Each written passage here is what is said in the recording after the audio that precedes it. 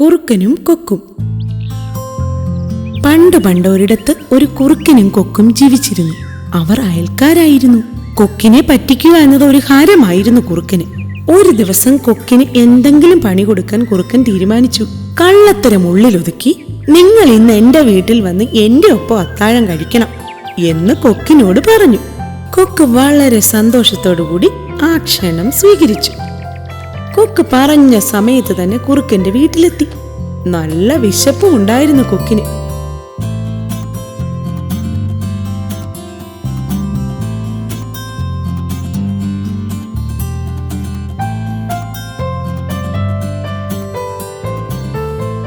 കുറുക്കൻ കൊക്കിന് സൂപ്പ് വിളമ്പി. ഒരു പരന്ന പാത്രത്തിലാണ് വിളമ്പിയത്.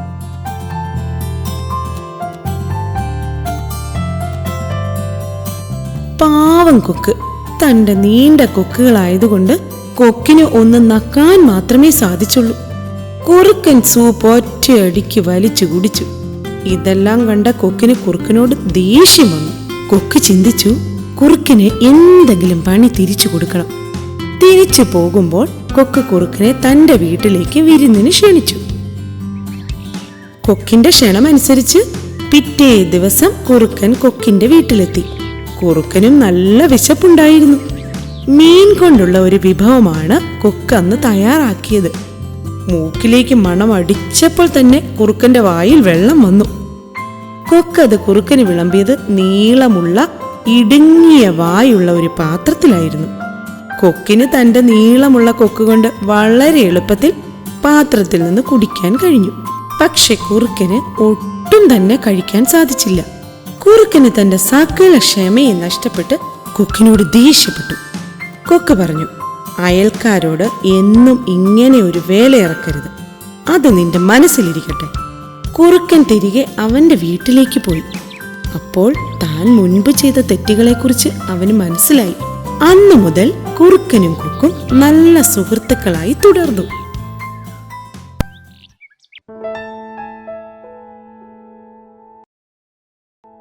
കാക്കയും മൺകുടവും. ഒരിക്കൽ ഒരു കാക്ക വളരെ ദാഹിച്ചവശനായി വെള്ളം അന്വേഷിച്ച് പറന്നു നടക്കുകയായിരുന്നു. വെള്ളം തേടി പലയിടത്തും അലഞ്ഞു തിരിഞ്ഞു നടന്നിട്ടും കാക്കയ്ക്ക് വെള്ളം കണ്ടെത്താനായില്ല.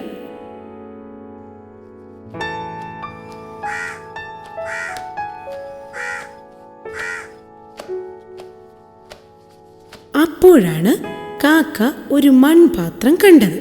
അതിൽ വെള്ളമുണ്ടാകുമെന്ന പ്രതീക്ഷയോടെ കാക്ക ചെന്ന് നോക്കി. പക്ഷെ ആ പാത്രത്തിന്റെ അടിയിൽ വളരെ കുറച്ച് വെള്ളം മാത്രമേ ഉണ്ടായിരുന്നുള്ളൂ. അതുകൊണ്ട് കാക്ക അവന്റെ കൊക്ക് എത്ര താഴേക്ക് എത്തിച്ചിട്ടും വെള്ളം കുടിക്കാൻ സാധിച്ചില്ല. കുറെ തവണ ശ്രമിച്ചിട്ടും വെള്ളം കിട്ടാഞ്ഞതുകൊണ്ട് കാക്ക നിരാശയോടെ ആ ശ്രമം ഉപേക്ഷിച്ചു. അപ്പോഴാണ് ഒരു കല്ല് കാക്കയുടെ ശ്രദ്ധയിൽപ്പെട്ടത്. ഉടൻ തന്നെ കാക്കയ്ക്കൊരു ബുദ്ധി തോന്നി.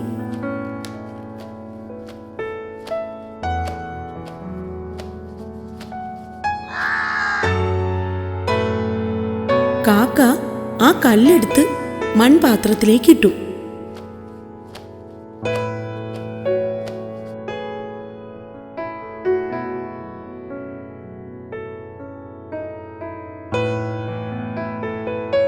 അവിടെ ഉണ്ടായിരുന്ന മറ്റൊരു കല്ലുകൂടി മൺപാത്രത്തിൽ ഇട്ടു.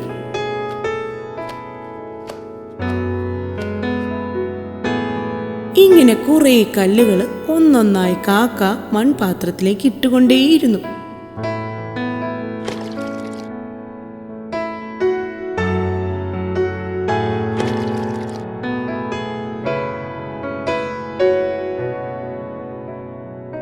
ഓരോ കല്ലിടുമ്പോഴും മൺപാത്രത്തിലെ വെള്ളം മുകളിലേക്ക് ഉയർന്നു വന്നുകൊണ്ടേയിരുന്നു. അവസാനം കാക്കയ്ക്ക് അവന്റെ കൊക്കുകൊണ്ട് കുടിക്കാൻ പറ്റുന്ന അവസ്ഥയിൽ വെള്ളം മൺപാത്രത്തിന്റെ മുകളിലെത്തി. കാക്കയ്ക്ക് വളരെ സന്തോഷമായി. ആ വെള്ളം അത്രയും കുടിച്ചിട്ട് കാക്ക ദൂരേക്ക് പറന്നുപോയി. ആവശ്യമാണ് കണ്ടുപിടുത്തത്തിന്റെ മാതാവ്. പ്രായമായ സിംഹവും കുറുക്കനും.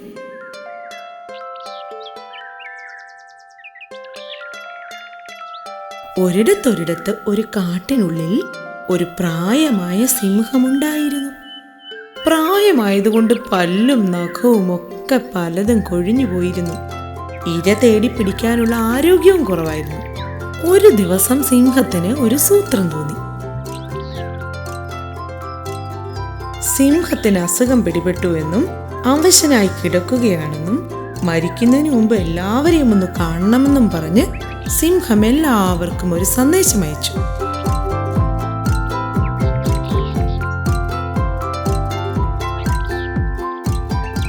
അടുത്ത ദിവസം ഒരു ആട് സഹതാപം അറിയിക്കാനായി സിംഹത്തിന്റെ ഗുഹയിലേക്ക് ചെന്നു.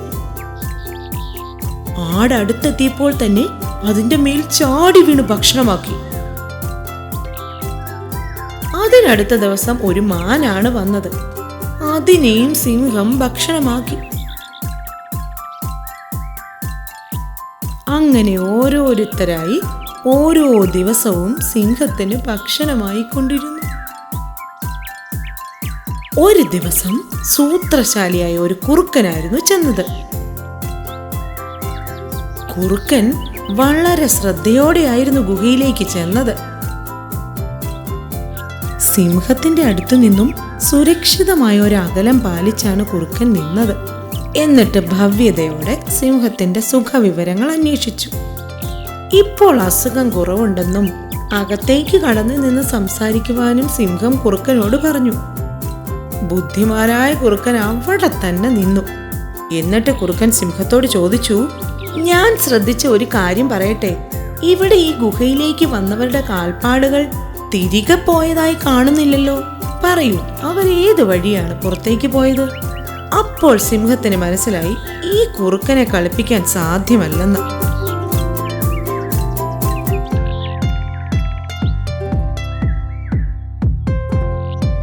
കുറുക്കൻ തിരികെ കാട്ടിൽ പോയി എല്ലാവരോടും സിംഹം എല്ലാവരെയും പറ്റിക്കുന്ന കാര്യം വെളിപ്പെടുത്തി. മറ്റുള്ളവർക്ക് പറ്റിയ അബദ്ധം മനസ്സിലാക്കിയതുകൊണ്ടാണ് കുറുക്കന് അവന്റെ ജീവൻ രക്ഷിക്കാൻ പറ്റിയത്. തവളയും കാളയും.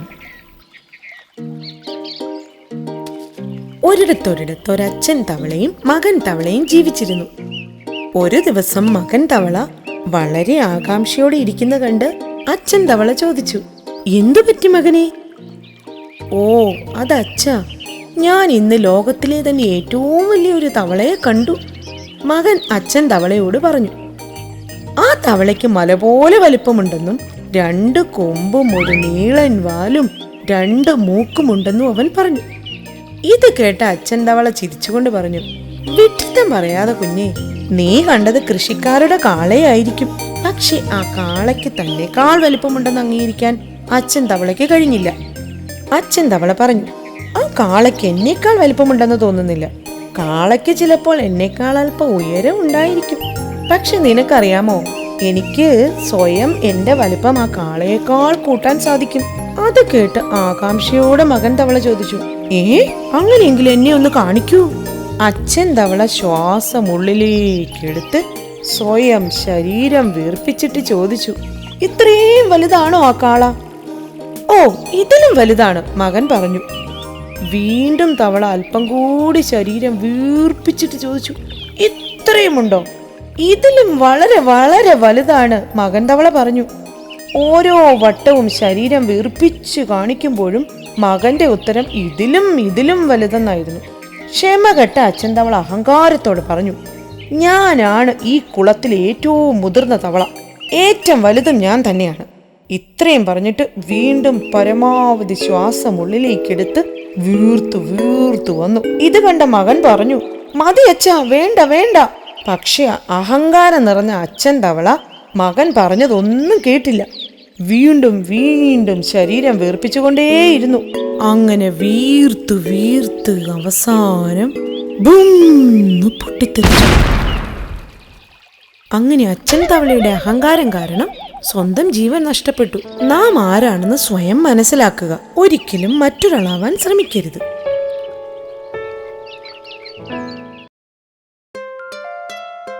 പൂച്ചയ്ക്കാര് മണി കെട്ടു.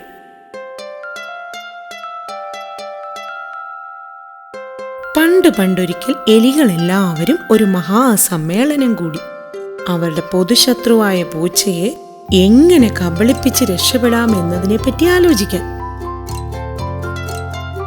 എപ്പോഴാണ് പൂച്ച തങ്ങളെ ആക്രമിക്കുന്നതെന്ന് ഭയന്നാണ് അവർ ജീവിച്ചിരുന്നത്.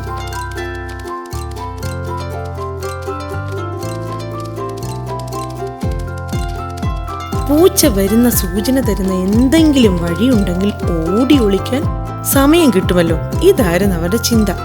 പലരും പല അഭിപ്രായങ്ങളും പറഞ്ഞെങ്കിലും ആർക്കും ഒന്നും ഇഷ്ടപ്പെട്ടില്ല.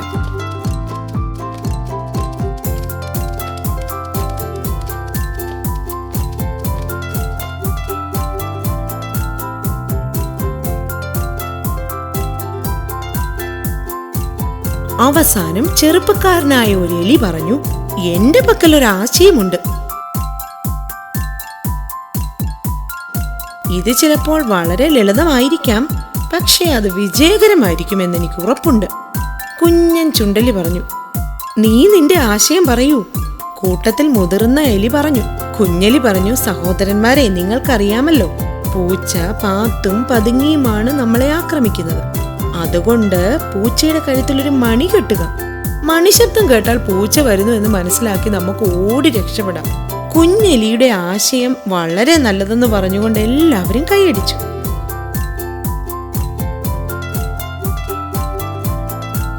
അപ്പോൾ മുതിർന്ന എലി എല്ലാവരോടുമായി പറഞ്ഞു, കുഞ്ഞെലിയുടെ ആശയം വളരെ നല്ലത് തന്നെ. പക്ഷേ നിങ്ങൾ പറയൂ, ആരാണ് പൂച്ചയ്ക്ക് മണി കെട്ടുന്നത്? എല്ലാവരും നിശബ്ദരായി. അപ്പോഴാണ് എല്ലാവരും ചിന്തിച്ചത് പൂച്ചയുടെ കഴുത്തിൽ മണി കെട്ടുക എളുപ്പമല്ലെന്ന്.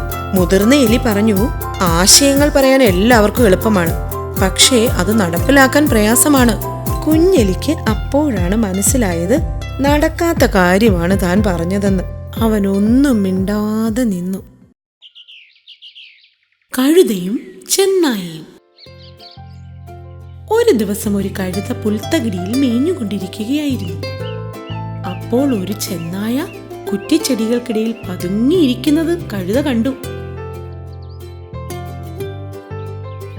ചെന്നായുടെ മനസ്സിൽ എന്താണെന്ന് മനസ്സിലാക്കിയ കഴുത രക്ഷപ്പെടാനായി ഒരു മാർഗം ആലോചിച്ചു.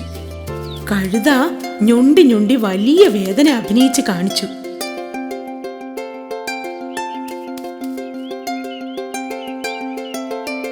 ചെന്നായ കഴുതയുടെ അടുത്തേക്ക് വന്ന് എന്തു പറ്റിയെന്ന് ചോദിച്ചു. കഴുത പറഞ്ഞു, എന്റെ കാലിൽ ഒരു മൂർച്ചയേറിയ മുള്ളു കൊണ്ടു, ദയവായി ഈ മുള്ളൊന്നെടുക്കൂ. കഴുത വേദനയോടെ കരഞ്ഞു പറഞ്ഞു, ഇല്ലെങ്കിൽ നീ എന്നെ കൊന്നു തിന്നുമ്പോൾ നിന്റെ തൊണ്ടയിൽ മുള്ളു കയറും. ചെന്നായ കഴുതയുടെ ഉപദേശം സ്വീകരിച്ചു. ഒരു ബുദ്ധിമുട്ടും കൂടാതെ ഭക്ഷണം കഴിക്കാമല്ലോ. അവൻ സന്തോഷിച്ചു. കഴുതയുടെ കാലിലെ മുള്ള് വളരെ സൂക്ഷ്മതയോടെ നോക്കിക്കൊണ്ടിരുന്നപ്പോൾ കഴുത തന്റെ സർവശക്തി ഉപയോഗിച്ച് ഒറ്റ ചവിട്ട് കൊണ്ട് ചെന്നായ ദൂരേക്ക് തെറിച്ചു വീണു. ചെന്നായ പതുക്കെ സമനില വീണ്ടെടുത്തപ്പോൾ കഴുത ദൂരേക്ക് കൊതിച്ചു പാഞ്ഞ് രക്ഷപ്പെട്ടിരുന്നു. ചെന്നായ പിറുപിറുത്തുകൊണ്ട് പതുക്കെ നടന്നു. അതെ, സ്വന്തം കാര്യം നോക്കാത്തതിന്റെ ഫലമാണ് എനിക്ക് കിട്ടിയത്. ഞാനൊരു കശാപ്പുകാരനായിരിക്കെ വൈദ്യന്റെ പണിക്ക് പോയാൽ ഇങ്ങനെ ഇരിക്കും. വാനമ്പാടിയും കുട്ടികളും. ഒരിക്കൽ ഒരു വാനമ്പാടി ഒരു ഗോതമ്പ് വയലിൽ തന്റെ കൂട് കൂട്ടി. കുറേ മാസങ്ങൾ കടന്നുപോയി. ഗോതമ്പ് ചെടി വളർന്ന് കതിരി വരുന്നതിനൊപ്പം വാനമ്പാടിയുടെ കുഞ്ഞുങ്ങളും വളർന്നു വന്നു. ഗോതമ്പ് മണി വിളഞ്ഞ് സ്വർണ്ണ നിറമായി നിൽക്കുന്ന ഒരു ദിവസം കൃഷിക്കാരനും അയാളുടെ മകനും കൂടി വയലിലെത്തി. നമ്മുടെ ഗോതമ്പ് ചെടികൾ വിളവെടുപ്പിന് സമയമായിരിക്കുന്നു. കൊയ്യാൻ സുഹൃത്തുക്കളെയും അയൽക്കാരെയും ഒക്കെ കൂട്ടി നമുക്ക് തിരികെ വരാം, കൃഷിക്കാരൻ പറഞ്ഞു. ഇത് കേട്ട് വാനമ്പാടിയുടെ കുഞ്ഞുങ്ങൾ ഭയപ്പെട്ടു. കൊയ്ത്തുകാർ വരുമ്പോൾ തങ്ങൾ വലിയ അപകടത്തിലാകുമെന്നവർ മനസ്സിലാക്കി. വാനമ്പാടി കുഞ്ഞുങ്ങൾക്ക് ആഹാരവുമായി തിരികെ എത്തിയപ്പോൾ കുഞ്ഞു വാനമ്പാടികൾ തങ്ങൾ കേട്ടത് അമ്മയോട് പറഞ്ഞു. അമ്മ പറഞ്ഞു, പേടിക്കണ്ട മക്കളെ, കൃഷിക്കാരൻ സുഹൃത്തുക്കളെ അയൽക്കാരെയും കൂട്ടി വരുമെന്നല്ലേ പറഞ്ഞത്. അവർ ഉടനെയൊന്നും തിരികെ വരില്ല. കുറേ ദിവസങ്ങൾക്ക് ശേഷം ഗോതമ്പ് മണികൾ നന്നായി വിളഞ്ഞ് അതിന്റെ തണ്ടുകൾ ഭാരം മൂലം കാറ്റിൽ താഴേക്ക് വളഞ്ഞു വന്നു. ഒരു കുല കുഞ്ഞു വാനമ്പാടിയുടെ തലയിലേക്ക് വന്ന് വീണു. ഇനിയും നമ്മൾ വിളവെടുക്കാൻ താമസിച്ചുകൂടാ. കൃഷിക്കാരൻ പറഞ്ഞു. ഇനി താമസിച്ചാൽ ധാന്യം പകുതി നഷ്ടപ്പെടും. നമുക്കിനി സുഹൃത്തുക്കളെ മറ്റു സഹായത്തിനായി നോക്കി നിൽക്കണ്ട. നമുക്ക് തന്നെ നാളെ ജോലി തുടങ്ങണം. അന്ന് വാനമ്പാടി തിരികെ വന്നപ്പോൾ കേട്ട കാര്യങ്ങളെക്കുറിച്ച് കുഞ്ഞു വാനമ്പാടികൾ പറഞ്ഞു. അപ്പോൾ അവൾ പറഞ്ഞു, ഇനി നമുക്ക് സമയമില്ല. ഒരാൾ മറ്റാരെയും ആശ്രയിക്കാതെ അവനവന്റെ ജോലി ചെയ്യാൻ തീരുമാനിച്ചാൽ അതിന് ഒരു താമസവും ഉണ്ടാവില്ല. കുഞ്ഞു വാനമ്പാടികൾക്ക് വളരെ ശ്രമഫലമായി ചിറകുകൾ അടിച്ച് പറക്കുവാൻ കഴിഞ്ഞു. അവർ അവിടെ നിന്നും പറന്നുപോയി. അടുത്ത ദിവസം കർഷകനും മകനും കൊയ്ത്തിനായി എത്തിയപ്പോൾ അവർ ഒഴിഞ്ഞ കിളിക്കൂട് കണ്ടു. കുട്ടികളെ, നമ്മുടെ ജോലി നമ്മൾ തന്നെ ചെയ്യണം.